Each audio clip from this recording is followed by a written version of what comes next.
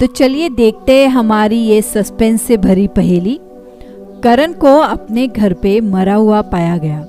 Police वहां पे तुरंत पहुंच जाती है और पुलिस सारे लोगों से अच्छे से पूछताछ करती है और पुलिस को 4 लोगों पे शक हो जाता है। पहला इंसान था रमेश, जो करण का असिस्टेंट था। उसने कहा मैं उसके घर पे आया था, लेकिन कुछ पेपर्स पे उसके सिग्नेचर चाहिए थे जो मैंने लिए और मैं वहां से चला गया।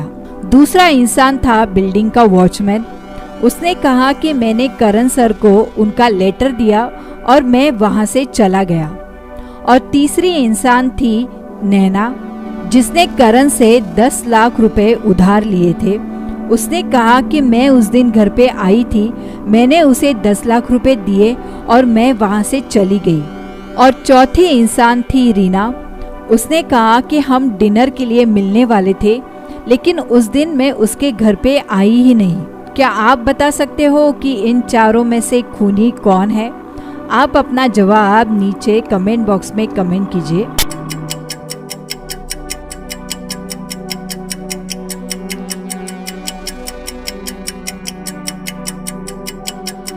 अगर आप सारी चीजों को अच्छे से देखोगे तो आपको पता चलेगा कि डाइनिंग टेबल पे 2 वाइन के ग्लास और 2 प्लेट पड़ी थी।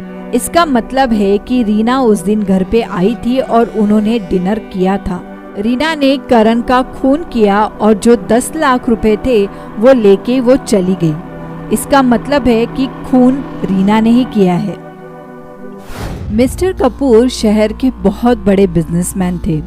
एक दिन वो अपने ऑफिस में काम कर रहे थे, तब उन्हें एक अननोन नंबर से कॉल आया और उसने कहा कि मैंने तुम्हारे बेटे को किडनैप कर लिया है। अगर तुमने मुझे 1 करोड़ रुपए नहीं दिए तो मैं इसे बम से उड़ा दूंगा। ये बात सुन के मिस्टर कपूर ने कहा कि तुम्हारे पास क्या सबूत है कि तुमने मेरे बेटे को किडनैप किया है? तभी किडनैपर ने उनके फोन पे एक फोटो भेजी जिसमें उनके बेटे को रस्सी से बांध के रखा था और उसके सामने एक टाइम बम रखा था। ये तस्वीर देख के मिस्टर कपूर काफी डर गए और उन्होंने तुरंत पुलिस को कॉल किया। पुलिस ने उस तस्वीर को ध्यान से देखा और वो तुरंत वहां पे चली गई जहां पे उनके बेटे को किडनैप करके रखा था। पुलिस ने किडनैपर्स को पकड़ लिया और मिस्टर कपूर के बेटे को सही सलामत घर वापस ले आए। क्या आप बता सकते हैं कि पुलिस वालों को कैसे पता चला कि किडनैपर्स कहाँ छुपे हुए हैं? आप अपना जवाब नीचे कमेंट बॉक्स में कमेंट कीजिए, तो हमें पता चलेगा कि आप कितने होशियार हैं।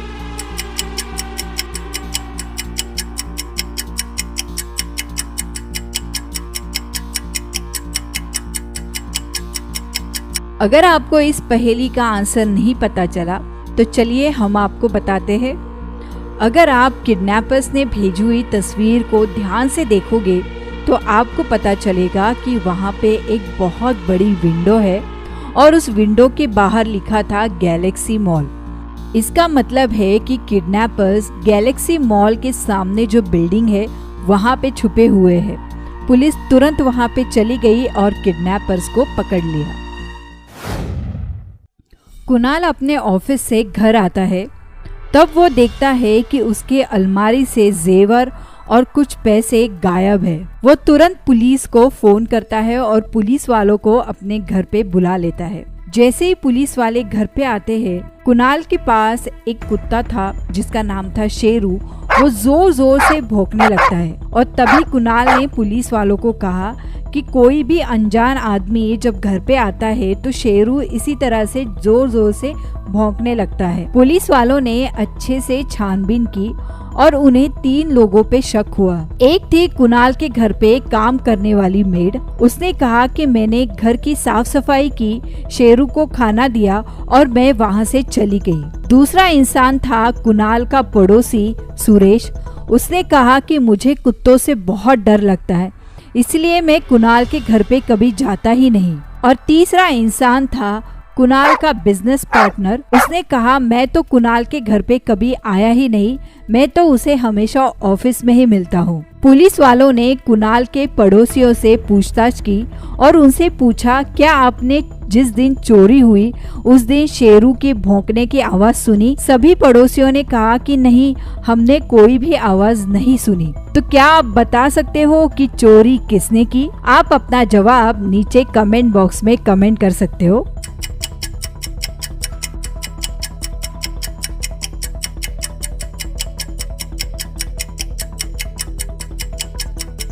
अगर आप सारी बातें ध्यान से सोचोगे तो आपको पता चलेगा कि पड़ोसियों ने कहा कि उस दिन उन्होंने शेरू की आवाज़ नहीं सुनी। इसका मतलब है कि चोरी करने वाला इंसान वो था जिसे शेरू अच्छे से जानता था।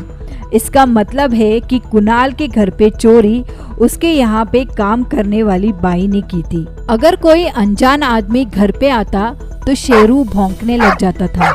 इससे पड़ोसियों को पता चल जाता। शेरू भौंका नहीं क्योंकि वो मेड को अच्छे से जानता था, इसलिए उसने कोई भी आवाज नहीं की। परी अपने स्कूटी पे बैठकर घर जा रही थी। तभी अचानक पीछे से एक कार आई और वो उसे टक्कर मार के चली गई। इस वजह से परी जमीन पे नीचे गिर गई और उसे काफी चोट लगी।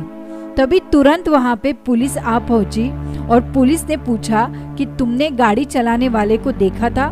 तब परी ने कहा कि उसने गाड़ी चलाने वाले को तो नहीं देखा, लेकिन उसने गाड़ी का रंग देखा था और गाड़ी का रंग था लाल। आजू बाजू में जो लोग खड़े थे उन्होंने पुलिस वालों को कहा कि हमने वो गाड़ी आगे मॉल की तरफ जाते हुए देखी। पुलिस तुरंत मॉल की तरफ निकल पड़ी। जैसे ही पुलिस मॉल में पहुंची तब उन्होंने देखा कि वहां पे लाल कलर की 5 गाड़ियां खड़ी थी और मॉल में जो पार्किंग थी उसके ऊपर छत नहीं थी, तो सारी गाड़ियां धूप में खड़ी थी। क्या आप बता सकते हो कि इनमें से कौन सी गाड़ी है जिसने परी को टक्कर मारी? आप अपना जवाब नीचे कमेंट बॉक्स में कमेंट कीजिए।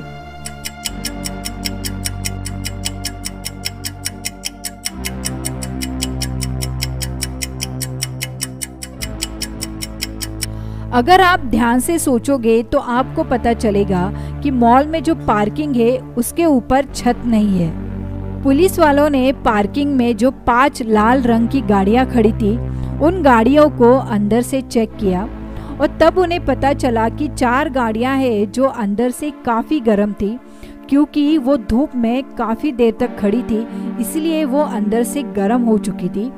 एक गाड़ी ऐसी थी जो अंदर से काफ़ी ठंडी थी। इसका मतलब है वो गाड़ी बस कुछ ही मिनट पहले ही पार्किंग लॉट में पार्क हुई थी। इसका मतलब है ये वही गाड़ी है जिसने परी की गाड़ी को टक्कर मारी थी।